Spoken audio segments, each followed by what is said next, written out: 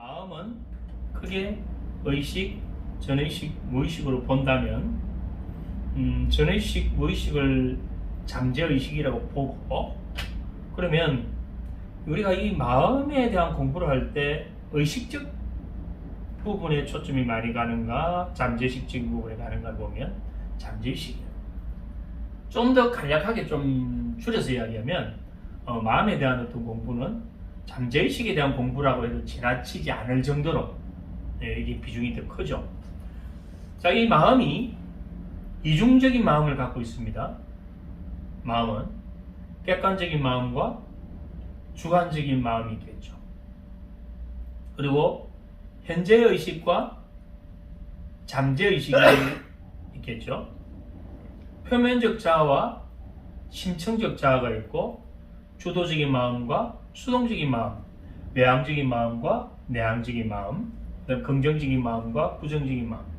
이 하나하나에 대한 세부적인 설명은 지금 여기서 할 필요가 없고, 우리의 마음은 이처럼 이중성을 가지고 있다. 우리 마음을 만들어내는 것은 뇌입니다.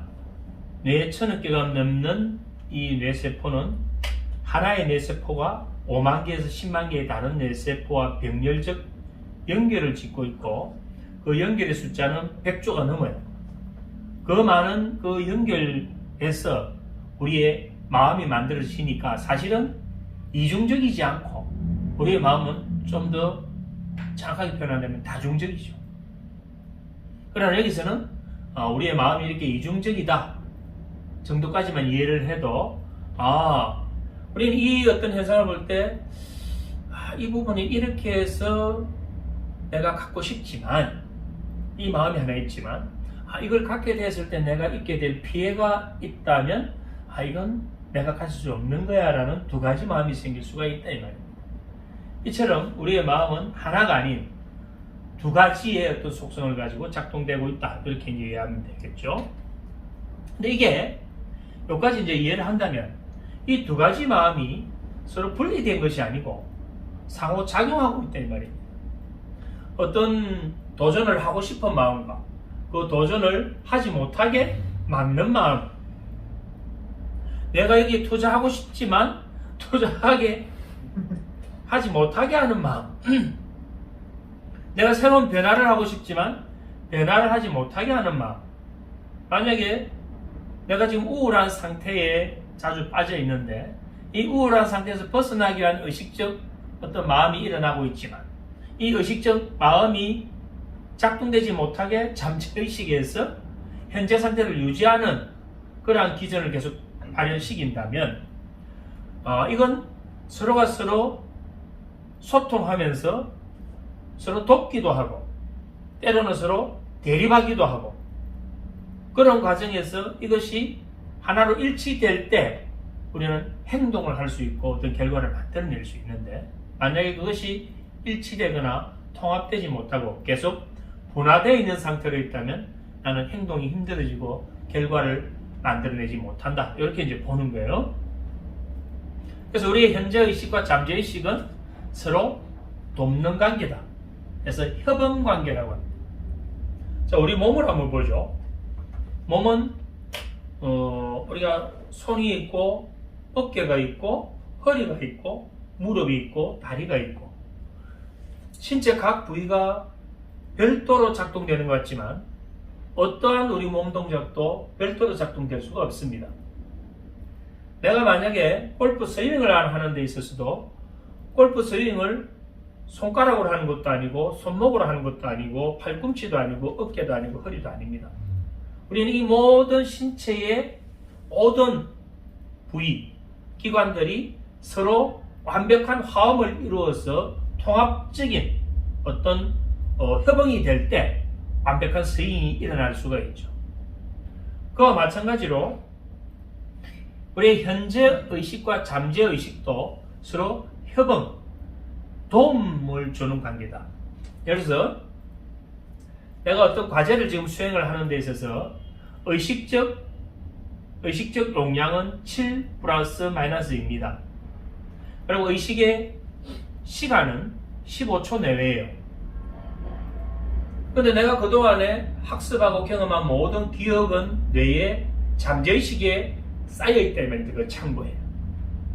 만약에 내 이 잠재의식이 쌓여져 있는 그 창고 기억 시스템이 없다면 내가 이 짧은 시간 15초 내외 7 플러스 마이너스 2밖에 안 되는 그 용량을 가지고 어떻게 내가 정보를 처리를 하고 어떻게 사고하고 어떻게 판단하고 행동을 결정짓느냐 불가능하죠. 그렇다면 내 이 의식이 정상적인 작동이 되려면 잠재의식에 도움을 받아야 됩니다. 반대로 우리의 잠재의식에 어떤 변화를 주고자 한다면 의식적 차원에서 끊임없이 반복적인 암시나 지시가 내려간다면 우리의 잠재의식은 변화할 수 있는 거죠. 그렇다면 잠재의식이 좀 더 긍정적으로 변화하기 위해서 의식이 도움을 줄 수도 있고 또 의식적 활동을 밑에서 조력해주는 역할을 이 잠재의식에서 하고 있다면 의식과 잠재의식은 서로 협응적 관계다. 또는 서로 도움을 주는 상호적 관계다. 이렇게 이해할 수 있습니다. 현재의식은 예를 들자면 배의 선장이라면 잠재의식은 기관사를 포함한 모든 선원을 이야기하겠죠. 현재 의식이 주인 역할을 한다지만 사실은 주인 행사를 할 뿐 실제 주인은 잠재의식이라고 봅니다. 그래서 두 의식은 서로에게 도움을 주고 때로는 대립하기도 하고 때로는 견제하기도 하지만 어쨌든 가장 합리적인 결과를 도출해내는 통합적 시스템으로 작동된다. 이렇게 이해하면 좀 쉬울 것 같아요. 자, 잠재의식의 작동 방식입니다. 잠재의식은 의식은 옳고 그름을 계속 판단하려고 해요. 내게 맞는지 안 맞는지도 걸러냅니다. 근데 잠재의식은 그러한 걸러내는 것, 옳고 그름을 판단하는 기능이 없어요. 만약에 어떤 사람에 대한 내 절대적 신뢰, 라포를 형성하고 있다면 그 사람이 하는 말은 내 잠재의식이 바로 들어옵니다. 의식적 필터링 과정을 생략해버려요. 그래서 내가 신뢰하고 있는 사람이 던지는 그 말에 나는 영향을 받게 되는 거죠. 왜? 우리의 잠재의식은 옳고 그름 또는 그것이 진실인지 아닌지 이런 것을 걸러낼 수 있는 기능을 못합니다. 있는 그대로를 받아들이고 그 받아들인 것에 대한 현실적 결과를 창조하는 것이 잠재의식의 역할이에요. 우리 이 원리를 안다면 만약에 의식적 차원에서 잠재의식에 난 무엇이든 할 수 있는 사람이야를 계속 반복해버린다면 그것을 절대적 신념으로 만들어가지고 실제로 할 수 있는 내 상태를 만들고 할 수 있는 내 상태가 현실적 결과를 창조해버리는 거죠. 반대로 난 절대 할 수 없어, 이건 할 수 없어 라는 걸 계속 반복적으로 주입을 시킨다면 실제로 우리의 잠재의식은 할 수 없는 상태로 모든 기전을 형성합니다. 그래서 현실적인 할 수 없는 나의 존재와 정체성을 만들어버리죠. 이것이 바로 우리 잠재의식의 작동 원리예요. 그럼 이 작동 원리를 안다면 잠재의식을 어떻게 활용해야 되는 걸 알 수 있잖아요. 그럼 잠재의식에 끊임없이 난 할 수 있는 사람이야. 난 무엇이든 할 수 있는 사람을 집어넣는다면 그와 관련된 결과를 얻게 된다. 자, 또 한 가지는 잠재의식에서는 의식에서 들어온 것이든 잠재의식이 바로 들어온 것이든 간에 그것이 들어오면 반드시 그것을 현실적 결과를 만들어내기 위한 실행이 일어난다는 겁니다. 실행. 그래서 우리는 신뢰관계가 형성된 사람이 주는 어떤 정보, 자극에 대해서는 실행이 일어날 확률이 아주 높아요. 쉽게 얘기해서 우리가 공부를 할 때도 앞에서 가르치는 강사나 그 교수에 대한 신뢰가 높을 때 우리는 잠재의식으로 바로 그 정보가 들어올 수 있습니다. 그렇다면 그 정보는 대부분 자신의 뇌에 기억화되죠. 그래서 학습 능률이 높아집니다. 자, 이제 그 다음 내용이 중요해요. 우리의 잠재의식은 백조가 넘는 이 신경회로에 전부 다 조직화되고 구조화돼서 저장됩니다. 어떤 경우입니다. 그럼 우리의 잠재의식에는 수많은 정보들이 꽉 쌓여 있겠죠. 그것이 과거의 것이었던, 현재의 것이었던, 그것이 좋은 것이든 나쁜 것이든 어떤 것이든 우리 뇌는 이 모든 기억 시스템을 전부 다 뭐 한다? 통합시킨다. 과거와 현재, 즐거움과 고통, 행복과 불행, 이 모든 것들을 전부 다 뭐? 통합한다. 통합해서 작동한다. 그래서 만약에 내가 성장 과정에서 심한 트라우마를 경험하게 되어버리면 이 심한 트라우마로 인해서 정신적 외상을 입게 된다면 그 이후에 그 정신적 외상에 의한 지속적인 스트레스 상태를 만들어내죠. 그럼 이 지속적인 스트레스 상황은 사실은 특정 사건에 대해서 생긴 거지만 이 특정 사건에 대해서 생긴 이 정신적 외상으로 인한 스트레스가 뇌 전체에 영향력을 미쳐버려요. 왜? 통합적으로 운영되기 때문에 그렇습니다. 그래서 그러한 기억은 쉽게 지워지지 않을 뿐만 아니고 통합적으로 운영되기 때문에 뇌 전체를 나중에는 망가뜨려 버리는 그런 결과를 만들어내죠. 그것이 긍정이라면, 그런 부정이 아니고 긍정적인 어떤 경험이었다면, 긍정적인 학습이었다면 그와 같은 또 결과를 만들어낸다. 이 모든 것이 어디에서? 우리의 잠재의식에서 만들어지고 있다. 이렇게 보는 거예요. 자, 잠재의식은 의식적 비판, 의식적 어떤 논쟁, 판단 이런 것을 할 수가 없습니다. 들어오면 그대로 뭐 한다? 있는 그대로 수용하고 받아들여버리고 기억화시켜버립니다. 그러니까 이제 최면이라는 게 원리가 뭐냐면 최면은 의식적 필터링 과정을 우회해서 이 잠재의식이 바로 접근 들어가는 게 최면이거든요. 그래서 최면 상태에서 내가 학습한 그 경험은 아주 강한 기억 시스템을 형성합니다. 제가 금방 최면 상태라고 했지만 이 최면 상태는 아까 앞에 설명드린 것처럼 납포가 형성된 사람 간에는 우리가 보이지 않는 최면 관계가 형성되어 있는 거예요. 우리는 왜 사이비 교주가 생길 수밖에 없느냐?